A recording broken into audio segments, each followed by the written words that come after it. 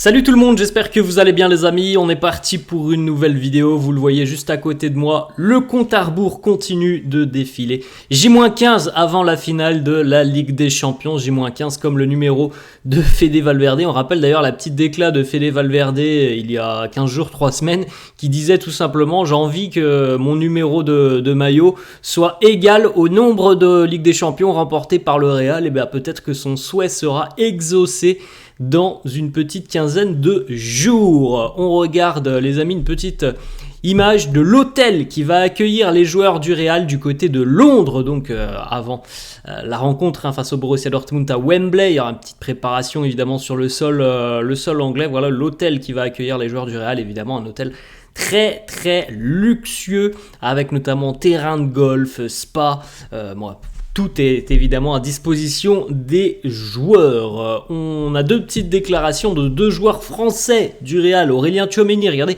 il a donné un petit conseil au président Florentino Pérez. Et voilà le conseil donc d'Aurélien Tchouaméni au président. Et c'est un conseil que je trouve assez intelligent. Tchouaméni qui lui a dit « J'ai dit au président d'agrandir la salle de trophées à la vitesse où les merengues remportent des trophées. Il est évident que la salle sera vraisemblablement trop petite dans quelques temps.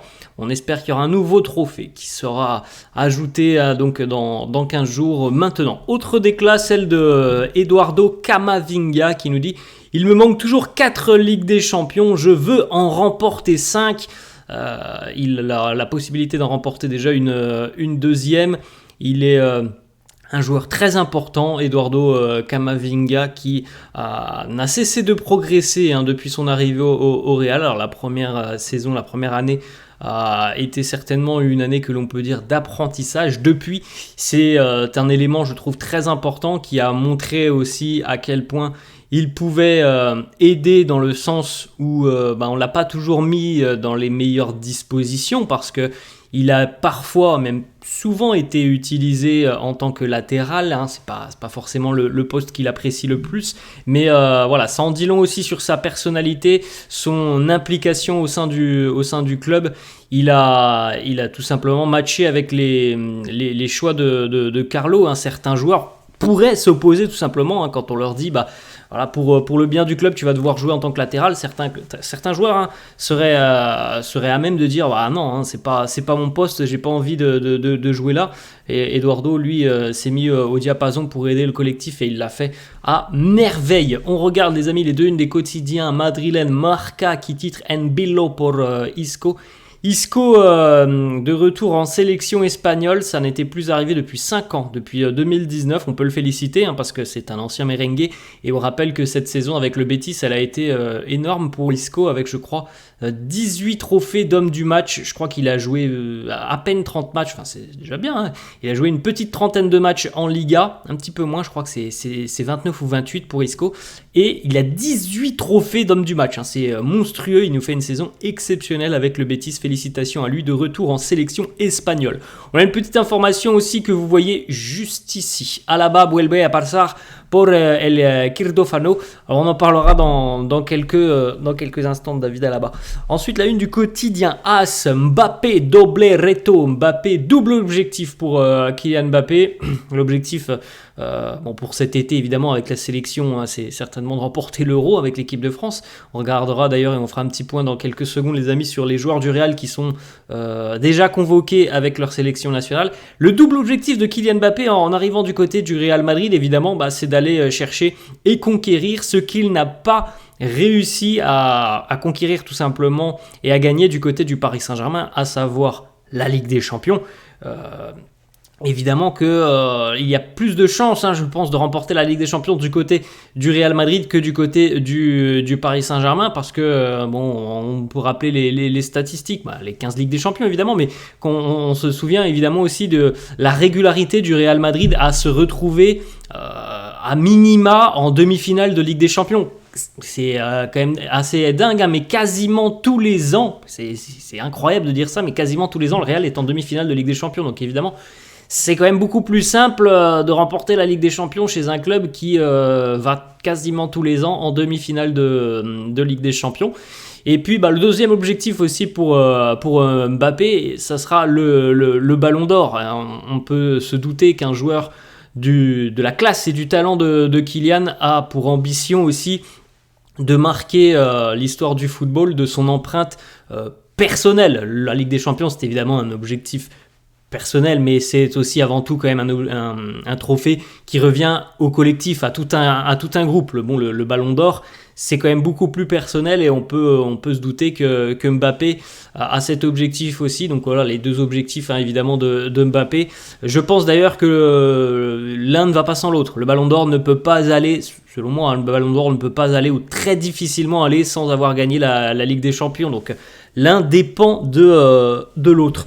On continue avec une petite information de José Félix Diaz qui nous annonce que le Real considère à l'heure actuelle des options pour la présentation de Mbappé au Bernabéu entre le 3 et le 9 juin prochain, si évidemment le PSG lui donne cette possibilité, cette option au Real Madrid entre le 3 et le 9 juin prochain, donc juste après la finale de la Ligue des Champions et juste avant aussi le début de l'Euro. On poursuit avec une autre double petite information qui concerne donc la future équipe du Real la saison prochaine. Il y aura je pense que je vous ferai une vidéo, pas maintenant, mais début d'été, certainement en juillet, je pense, je ferai une petite vidéo sur le potentiel 11 du Real et le Real version 2024-2025. Voilà Marca qui nous annonce qu'avec l'arrivée de Kylian, Carlo Ancelotti aurait déjà l'idée et l'envie de repositionner Jude Bellingham en milieu central, sa position naturelle. Donc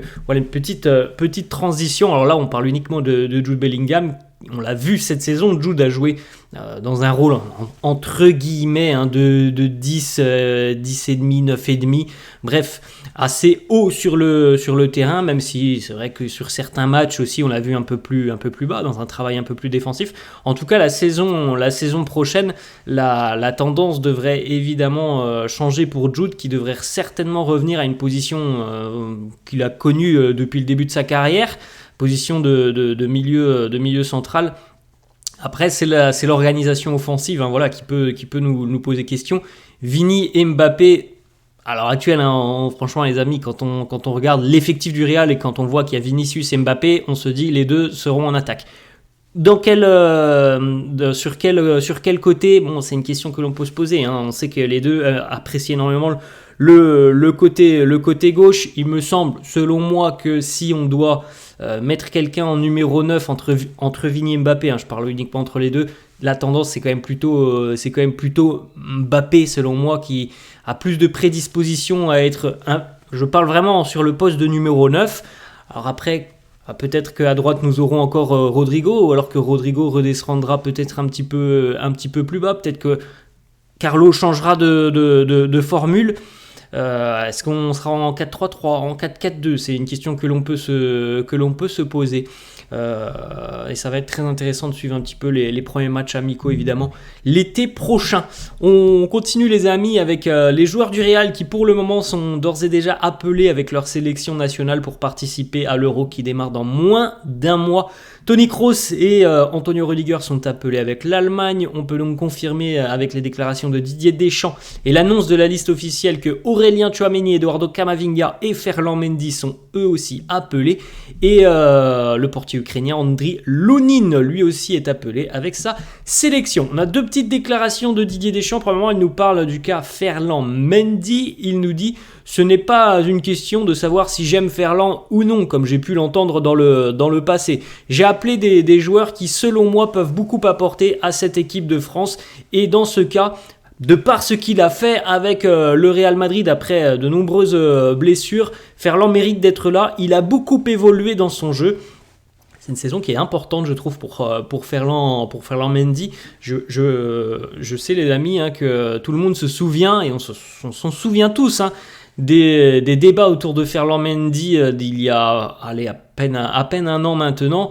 Les blessures trop régulières de Ferland poussaient les dirigeants du Real à quasiment ne plus compter sur lui et à vouloir le vendre.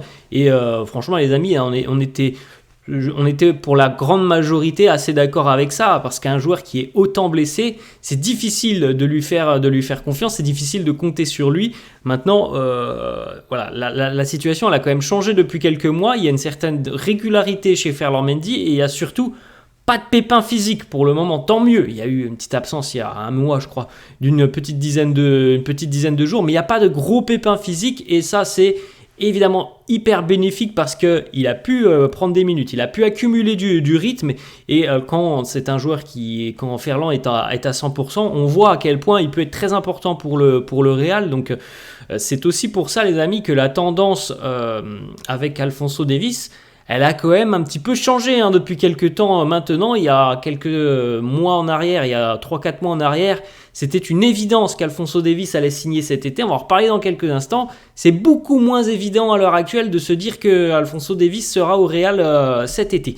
On enchaîne avec une déclat aussi de Didier Deschamps sur la présence d'Aurélien Tchouaméni. Il nous dit: j'ai déjà parlé avec Aurélien. Je pense qu'il a une grande chance d'être disponible pour le premier match de l'Euro. Il sera à un très haut niveau. Alors, ça concerne évidemment l'équipe de France, tant mieux pour les Bleus. Et on le sait aussi, normalement les amis, il y a encore 15 jours. Et normalement, Aurélien devrait être disponible pour la finale de Ligue des Champions. Une petite information, une petite date, les amis, qu'il faut déjà retenir pour la saison prochaine. La Liga 2024-2025 démarrera le 14 août prochain. Une date un peu particulière parce que ça sera en semaine. Ça sera un mercredi. Alors je ne sais pas, il y a pas, évidemment les calendriers ne sont pas sortis puisque la saison n'est même pas encore terminée. Mais normalement on aura une journée donc en plein milieu de semaine pour la première journée, le mercredi, alors peut-être mercredi, jeudi.